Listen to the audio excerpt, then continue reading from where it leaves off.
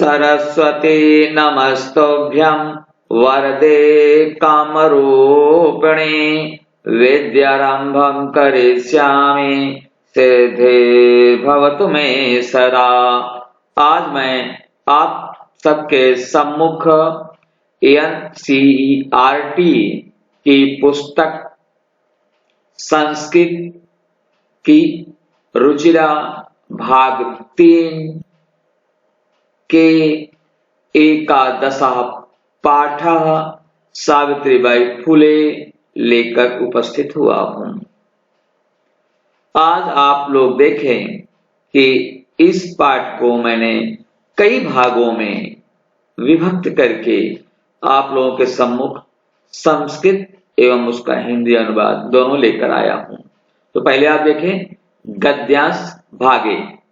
उपरि निर्मितं चित्रं पश्यत् इदं चित्रं कस्याश्चित् पाठशालायां वर्तते। इयं सामान्या पाठशाला नास्ति, इयम् अस्ति महाराष्ट्रस्य प्रथमा कन्या पाठशाला। एका शिक्षिका गृहात् पुस्तकानि आदाय चलति।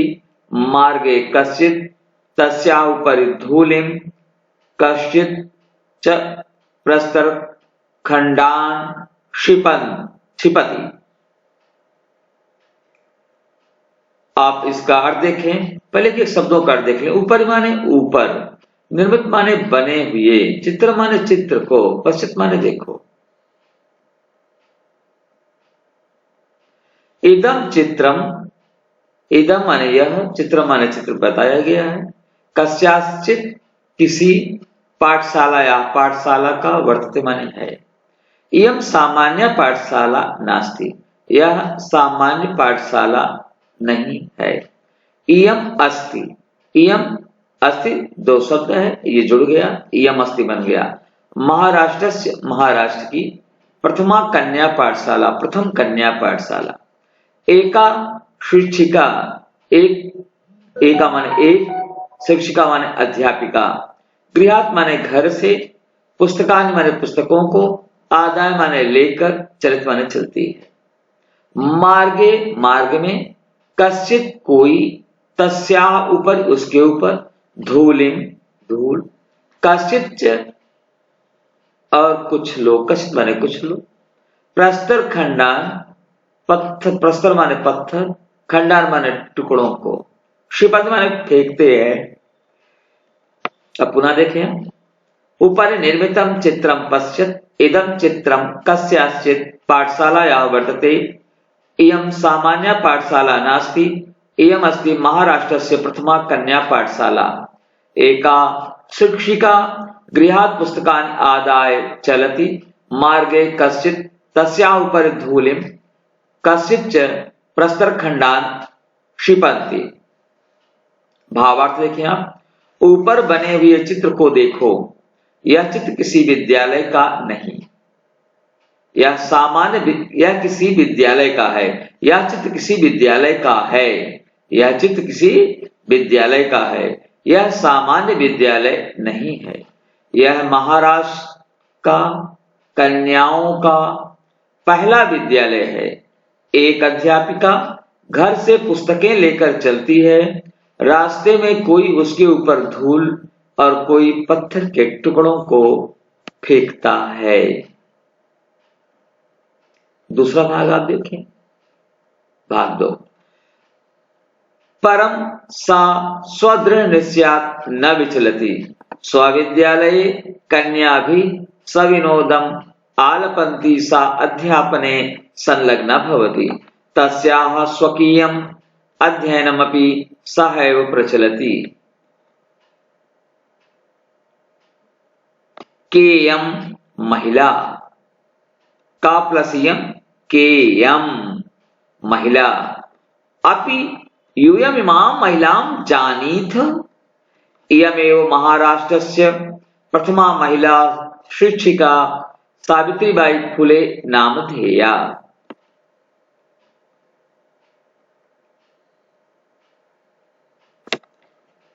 परम सा दृढ़ निश्चयात् न विचलति। स्वविद्यालये कन्या भी सविनोदम आलपन्ति। सा अध्यापने संलग्ना भवति तस्याः स्वकीयम् अध्ययनमपि सह एव प्रचलति। केयं महिला अपि यूयमिमां महिलां जानीथ। इयमेव महाराष्ट्रस्य प्रथमा महिला शिक्षिका सावित्रीबाई फुले नामधेया। परंतु वह अपने मजबूत इरादे से नहीं हटती है। अपने विद्यालय में कन्याओं से प्रसन्नता यानी हंसी मजाक के साथ बातचीत करती हुई वह अध्यापन कार्य में संलग्न होती है। उसकी अपनी पढ़ाई भी साथ ही चल रही है। वह महिला कौन है? क्या आप लोग इस महिला को जानते हैं?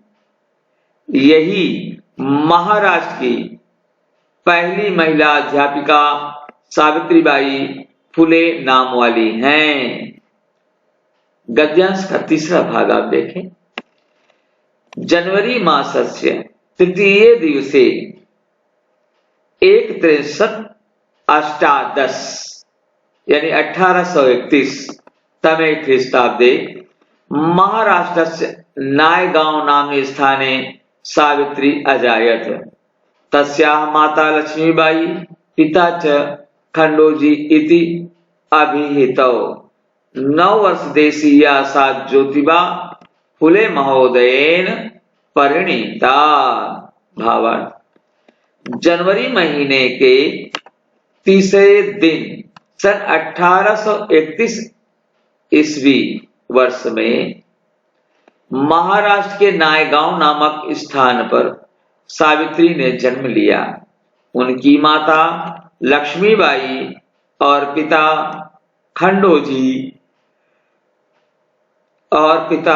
खंडोजी नाम वाले थे।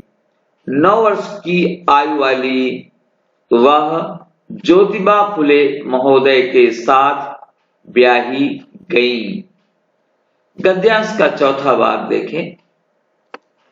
सोऽपि तदानीं 13 वर्ष कल्पः एव आसीत्। यतो हि सः स्त्री शिक्षायाः प्रबल समर्थका आसीत्। अतः सावित्र्याः मनसि स्थिता अध्ययनाभिलाषा उत्सं प्राप्तवती। इतः परं सा साग्रहम् आंग्लभाषायाः अपि अध्ययनं कृतवती। वह भी उस समय 13 वर्ष के आयु वाले थे। वह कौन? ज्योतिबा फुले। क्योंकि वह स्त्री शिक्षा के प्रबल समर्थक थे, इसलिए सावित्री के मन में स्थित अध्ययन की तीव्र इच्छा प्राप्त हुई। इससे आगे उन्होंने आग्रह पूर्वक अंग्रेजी भाषा का अध्ययन किया। अंग्रेजी भाषा का अध्ययन किया का भी अध्ययन किया। यहाँ ये शब्द और आ जाए तो और अच्छा हो जाएगा, तो यहाँ हम इसे कर देते हैं का भी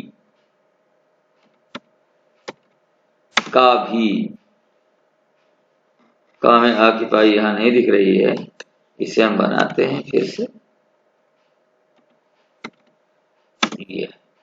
का भी अध्ययन किया, तत्काल हम सुरक्षित करके इसे एकदम स्टोर में कर देते हैं। ठीक है। आग्रह पूर्वक अंग्रेजी भाषा का भी अध्ययन किया। गद्यांश का 5वां भाग देखें। 1848 तमे ख्रीष्टाब्दे पुणे नगरे सावित्री ज्योतिबा महोदयेन सह कन्यानां कृते प्रदेशस्य प्रथमं विद्यालयम् आरभत।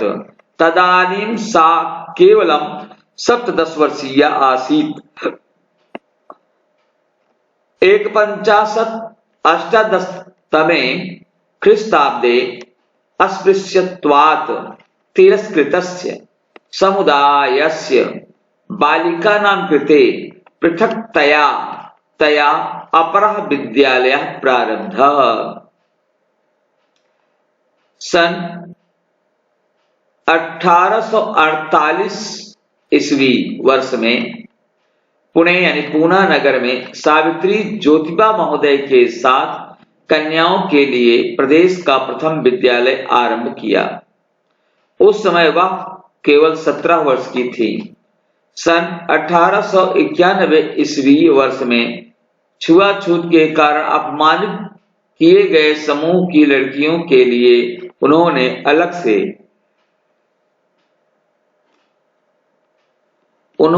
अलग से दूसरा विद्यालय आरंभ किया।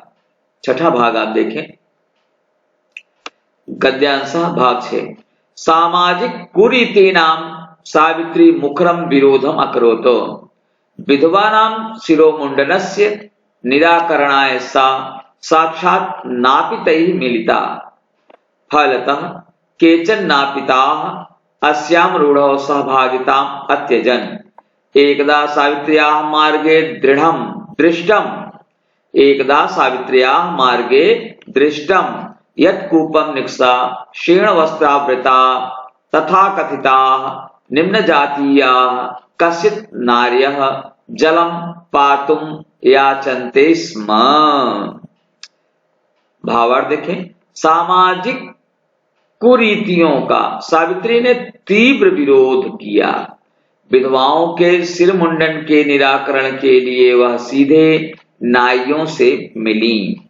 फलस्वरूप कुछ नाइयों ने इस रिवाज में अपनी सहभागिता छोड़ दी। एक बार सावित्री ने मार्ग में देखा कि कुएं के पास फटे हुए वस्त्रों में लिपटी कथित नीची जात की कुछ स्त्रियां पीने के लिए जल मांग रही थीं। गद्यांश का 7वां भाग देखें। उच्च वर्गीय उपहासं कुर्वन्तः कूपात् जलोद्धरणम् अवारयन्। सावित्री एतत् अपमानं सोढुं न शक्नोत्। सा ताः स्त्रियः निजगृहं नीतवती। तडागं दर्शित्वा अकथयत् च यत् यथेष्टं जलं नयत्। सार्वजनिको वयं तडागः अस्मात् जलग्रहणे नास्ति जातिबन्धनम्।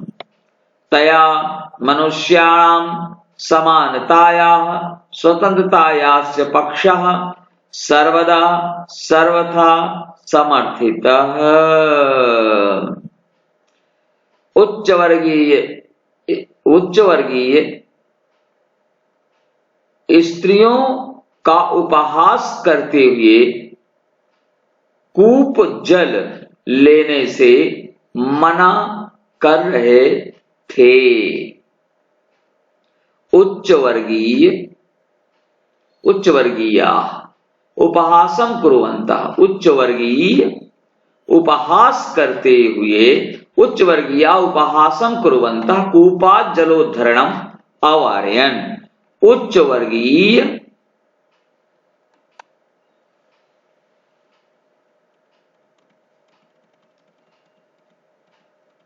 उपहास करते हुए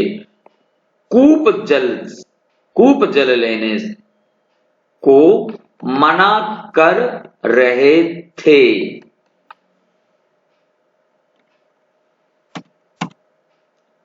मना कर रहे थे।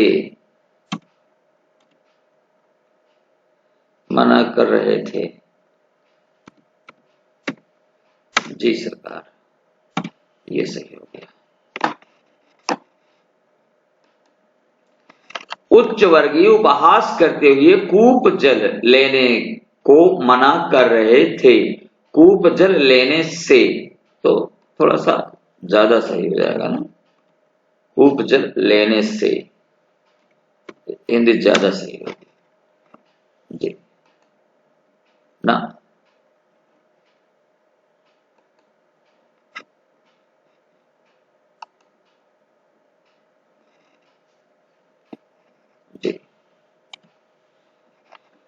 उच्च वर्गीय उपहास करते हुए कूप जल लेने से मना कर रहे थे। सावित्री इस अपमान को सह न सकी।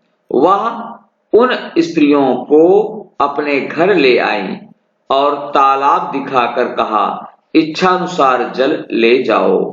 यह तालाब सब लोगों के लिए है, यानी सार्वजनिक है।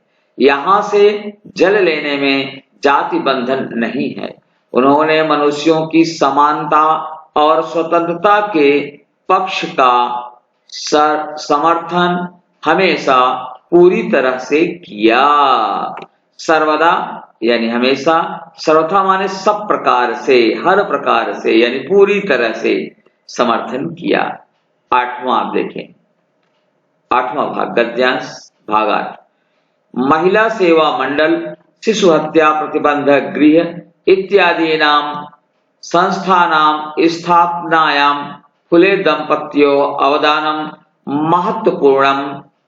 सत्यशोधक मंडलस्य गतिविधिषु अपि सावित्री अतीव सक्रिया आसीत्।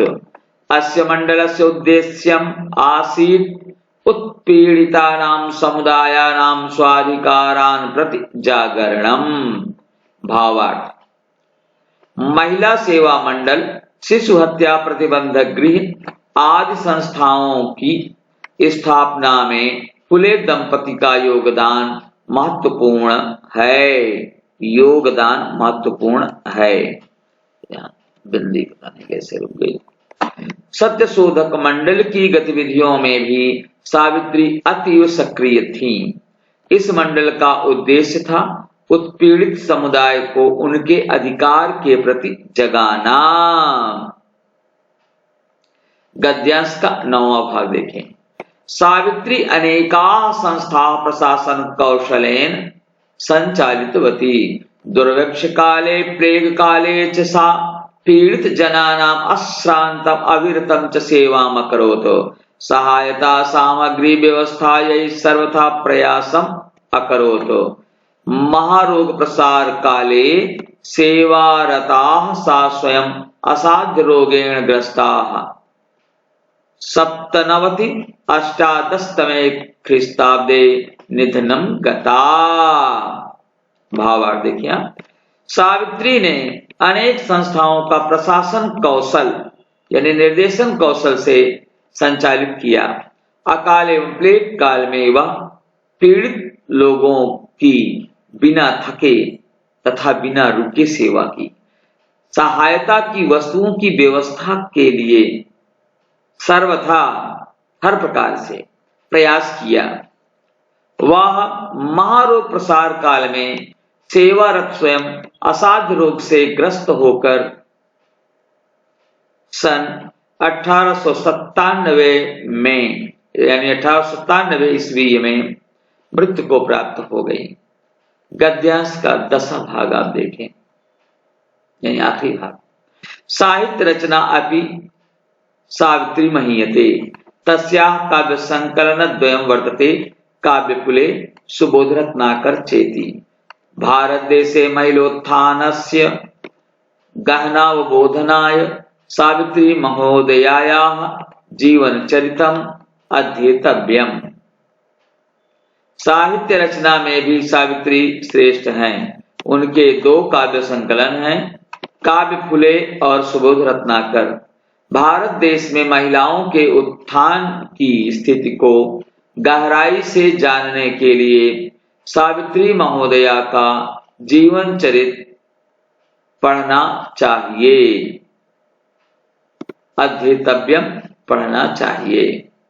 अभ्यास है, अधोलिखितानां प्रश्नानां उत्तराणि लिखत।